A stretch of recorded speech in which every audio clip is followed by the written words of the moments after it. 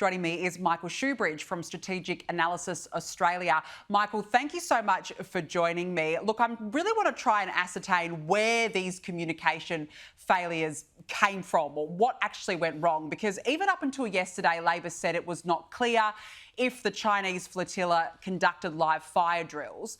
Would the government seriously not at all be aware of live fire drills being carried out near Australian waters? I mean, does that stack up to you that the country right next to where this occurred, which had its own planes diverted, would have no clue?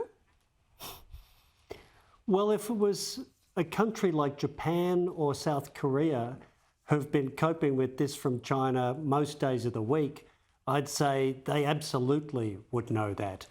But we've heard from Deputy Prime Minister Miles and the Prime Minister and Pat Conroy even today that our Defence Force has been doing an unprecedented job monitoring these 3 Chinese warships.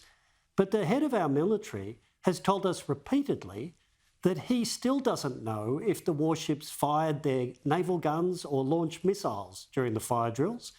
And we know it was a Virgin pilot, not the military, that found out the drills were even happening. So this is a failure in our Defence Force. But the other thing that really concerns me out of today is the Prime Minister is trying to reassure the Australian public that, of course, the Chinese wouldn't be thinking that in the future they might launch land attack missiles from these ships. They have those missiles. How can the Prime Minister reassure us about anything the Chinese ships might do in the future when he has no idea what they've done so far? Absolutely spot on. And also the Prime Minister today was out there saying, well, China didn't give us advance warning. Last Friday, exactly a week ago, he said that China did indeed get advance warning. So you've got no idea what he's on about. But Michael, is it entirely possible that the Prime Minister was not briefed on this? I'm trying to ascertain why Anthony Albanese's version of events seems to contradict that of the Defence Force. Actually, today, Mr Albanese went back to his original talking points about how the Chinese didn't give us sufficient notice. Well, the Chief of the Defence Force and Air Services Australia have made it clear that there was no advance notice. We only found out once the drills had begun. So I think the problem is not only is the Prime Minister not on top of his current briefing, he doesn't even know that the points he's using were wrong at the time and have become obviously patently wrong now. It's like he's got last week's raw fish and he hasn't noticed the smell. Well, today he said that Australia made it clear that China did not give the information in a timely manner. So again, well, I'm just so confused at why he keeps changing his tune. I don't think he's across his briefing, full stop. But again, why is it important that we get this timeline right?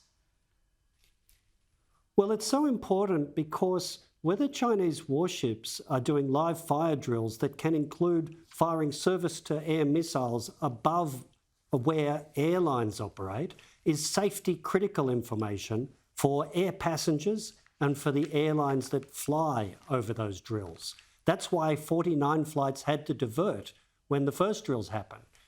And the Prime Minister not understanding that's a problem and it's safety critical and not keeping up with his briefing of events just in the last few days is just unacceptable.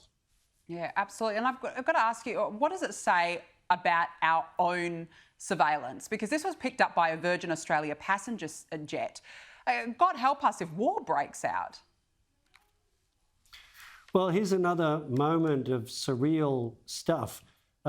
Richard Miles has been saying it's unfair to say our Defence Force haven't done well here because this wasn't a real incident. Well, for the airlines that had to urgently divert and for every passenger on those planes, this was very real, potentially deadly and dangerous.